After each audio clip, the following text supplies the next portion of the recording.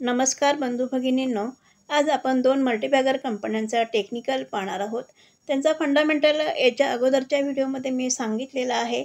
आज आपण टेक्निकल पाहणार आहोत. ज्या कंपन्या आपल्या 52 वीक हायजवळ ट्रेड करीत आहे. त्यातील पहिली कंपनी आहे HDFC बँक. HDFC बँक या कंपनीचा शेअरचा चार्ट ट्रेडिंग व्यू प्लॅटफॉर्मवर लावलेला आहे. वन डे टाईम फ्रेम आहे.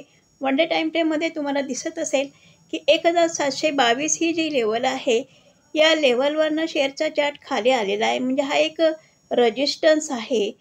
आणि पुन्हा दुसऱ्यांदा 2022मध्ये सुद्धा या लेवलपर्यंत हा शेअरचा चार्ट गेला आणि पुन्हा तिथून खाली आलेला आहे. म्हणजे 2021मध्ये 1722 या लेवलवरनं खाली आला आणि 2022मध्ये सुद्धा 1722 या लेवलवरनं खाली आला. म्हणजे हा एक रेजिस्टन्स आहे. 1722 ही जी लेवल आहे, एक रेजिस्टन्स आहे. त्या रेजिस्टन्सवरनं 2 वेळा शेअरचा चार्ट खाली आलेला आहे आणि तिसऱ्यांदा पुन्हा या रेजिस्टन्सजवळ जाण्याचा प्रयत्न केलेला आहे. पण 1700 या लेवलवरनं हा शेअरचा चार्ट या ठिकाणी खाली आलेला आहे आणि पुन्हा 1722 या लेवलपर्यंत हा शेअरचा चार्ट गेला आणि या रेजिस्टन्सवरनं पुन्हा हा शेअरचा चार्ट खाली आलेला आहे.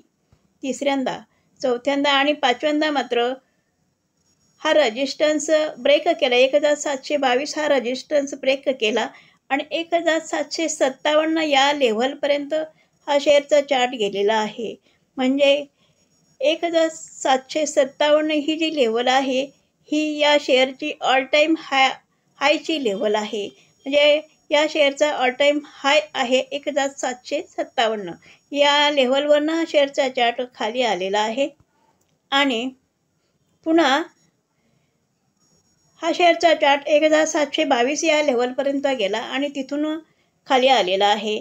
म्हणजे पाचव्यांदा या लेवलवरनं खाली आलेला आहे आणि आता सहाव्यांदा ही जी लेवल आहे, ही लेवल 1722 ही लेवल आता क्रॉस केलेली आहे आणि क्रॉस करून तो आपल्या ऑल टाईम हायकडे जात आहे. ऑल टाईम हाय आहे 1757. या इथपर्यंत हा शेअरचा चार्ट जाणार. आता आपण 1 वीक टाईम फ्रेम पाहूया.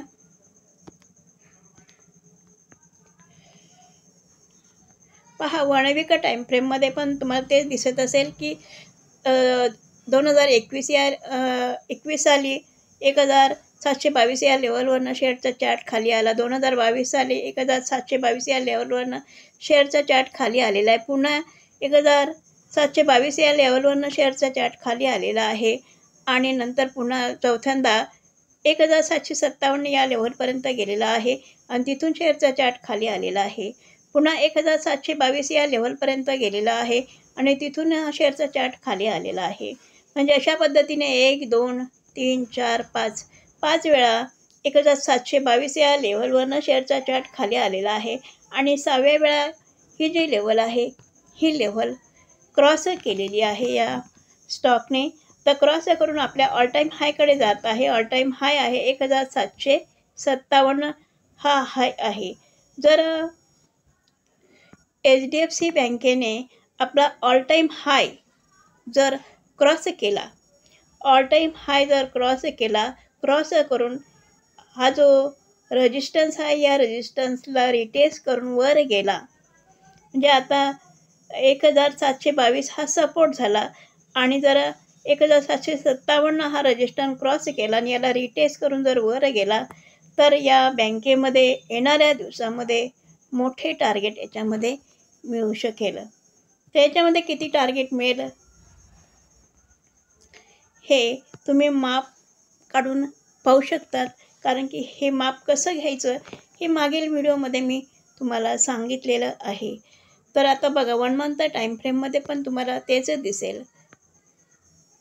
बघा, 1 मंथ टाईम फ्रेममध्ये तुम्हाला तेच दिसेल की 1722 ही जी लेवल आहे, रेजिस्टन्स लेवल आहे आणि या रेजिस्टन्सवरनं अनेक वेळा शेअरचा चार्ट खाली आलेला आहे आणि आता 1730 ही किंमत चालू आहे आणि आपला जो ऑल टाईम हाय आहे 1757 या ऑल टाईम हायकडे हा शेअरचा चार्ट जात आहे.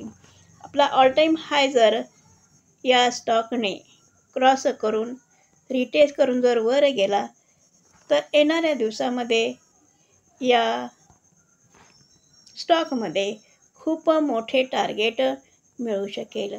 किती टार्गेट मिळेल याचं माप कसं घ्यावं हे मी मागील व्हिडिओमध्ये सांगितलेलं आहे. तरी पुन्हा आपण यामध्ये आपण पाहूया की याचे माप कसे घ्यायचे. तर या ठिकाणी एक माप दिलेलं आहे. त्या मापचा उपयोग करून आपण टार्गेट आपण काढू शकतो. माप पाहूया. बघा,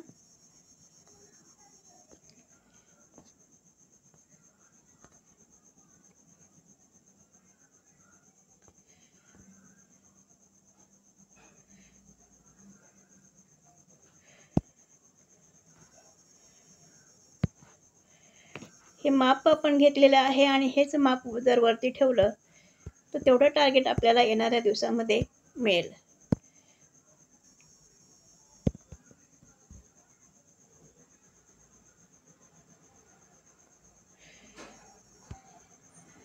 तर येणाऱ्या दिवसामध्ये किती टार्गेट मिळणार आहे तर बघा, जवळजवळ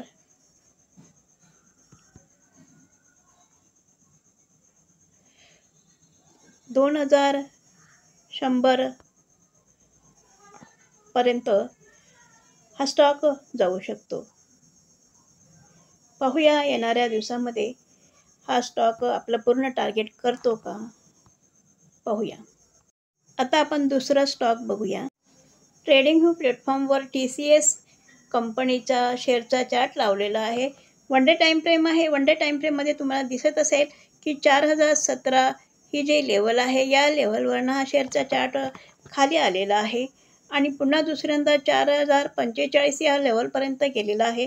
पुन्हा तिथून हा शेअरचा चार्ट खाली आलेला आहे आणि 2 वेळा त्या लेव्हलवरनं हा शेअरचा चार्ट खाली आलेला आहे आणि तिसऱ्यांदा मात्र ही लेवल क्रॉस केलेली आहे. 4045 म्हणा किंवा 17 म्हणा ही लेवल क्रॉस केलेली आहे. म्हणजे हा रेजिस्टन्स क्रॉस केला, या रेजिस्टन्सला रिटेस्ट केला आणि रिटेस्ट करून हा शेअरचा चार्ट वरती गेलेला आहे. म्हणून 4017 किंवा 45 ही जी लेवल आहे ही लेवल आता सपोर्टचं काम करीत होती या ठिकाणी आणि 4245 या लेवलपर्यंत हा शेअरचा चार्ट वरती गेलेला आहे आणि पुन्हा 4245 या लेवलवरनं हा शेअरचा चार्ट खाली आलेला आहे आणि हा शेअरचा चार्ट खाली येऊन पुन्हा ही जे लेवल आहे 2017 किंवा 45 या लेवलपर्यंत हा शेअरचा चार्ट वरती गेला, पुन्हा तिथून खाली आला, पुन्हा या लेवलपर्यंत गेला आणि पुन्हा खाली आला आणि पुन्हा आता या लेवलपर्यंत हा शेअरचा चार्ट गेलेला आहे. तर येणाऱ्या दिवसामध्ये हा जो रेजिस्टन्स आहे 4045 हा जो रेजिस्टन्स आहे, हा रेजिस्टन्स जर या स्टॉकने क्रॉस केला तर तो आपल्या ऑल टाईम हाय जो बनवलेला आहे 4245 हा जो ऑल टाईम हाय बनवलेला आहे, या ऑल टाईम हायजवळ हा शेअरचा स्टॉक जाणार. आता आपण 1 वीक टाईम फ्रेम पाहूया.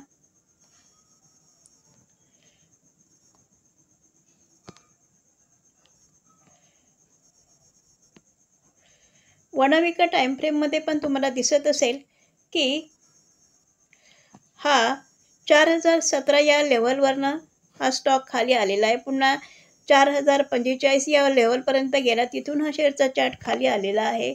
पुन्हा तिसऱ्यांदा 4247 या लेवलपर्यंत गेला आणि पुन्हा तिथून खाली आलेला आहे आणि पुन्हा आता 4017 या शेअरची किंमत चालू आहे. तशा पद्धतीने या स्टॉकने एक राऊंड बनवलेला आहे आणि याला कप अँड हँडल पॅटर्न म्हटलं तरी चालेल. तर हा स्टॉक जर हा स्टॉक जर 4045 ही जी लेवल आहे ही लेवल जर क्रॉस केली तर आपल्या ऑल टाईम हायजवळ 4245 या लेवलपर्यंत हा स्टॉक जाणार आणि येणाऱ्या दिवसामध्ये जर हा कप अँड हँडल जर पॅटर्न असेल तर याचं टार्गेट पण खूप मोठं मिळू शकेल. येणाऱ्या एखाद्या वर्षामध्ये हे टार्गेट मिळू शकेल.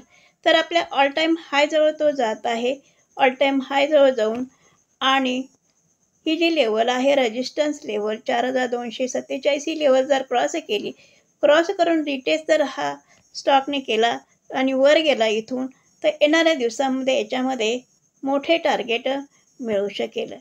म्हणजे खूप मोठे टार्गेट मिळेल असे म्हणायला काही हरकत नाही. बघा आता 1 मंथ टाईम फ्रेम लावलेला आहे. 1 मंथ टाईम फ्रेममध्ये पण तुम्हाला दिसत असेल की 4017 जी ही लेवल आहे एक रेजिस्टन्स लेवल आहे आणि हा रेजिस्टन्स ब्रेक केला तर आपल्या ऑल टाईम हायजवळ तो जाईल आणि ऑल टाईम हाय जर क्रॉस केला, रिटेस्ट केला, तर याच्यामध्ये मिळणारे टार्गेटसुद्धा मोठे मिळू शकेल. या ठिकाणी सुद्धा एक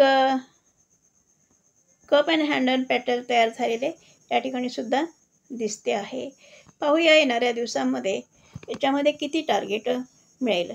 समजा आपल्याला टार्गेट जर काढायचे असेल, छोटे टार्गेट काढायचे असेल, तर तुम्हाला दिसेल की हा आपल्या ऑल टाईम हायजवळ तर इथपर्यंत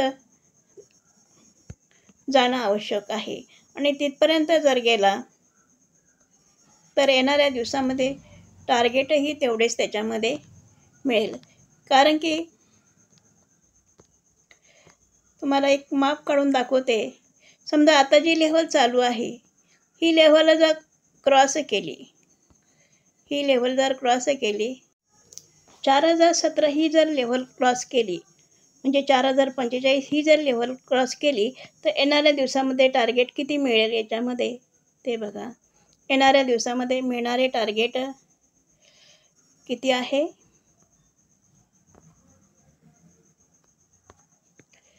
4425 हे टार्गेट आहे. जर 4045 ही लेवल जर क्रॉस केली तर मिळणारे टार्गेट 4425 एवढे टार्गेट आहे. हे मी एक छोटा टार्गेट सांगितला. आणि समजा जर कप अँड हँडल पॅटर्न हे तयार झालेलं असेल, कप अँड हँडल पॅटर्न असेल, तर येणाऱ्या एखाद वर्षामध्ये याच्यामध्ये मिळणारे टार्गेट पण मोठे मिळू शकेल. म्हणजे जे कपाचं जे अंतर आहे, एवढं अंतर आहे, तेवढंच अंतर वरती जर ठेवलं तर येणाऱ्या दिवसामध्ये तेवढेच टार्गेट त्याच्यामध्ये मिळेल.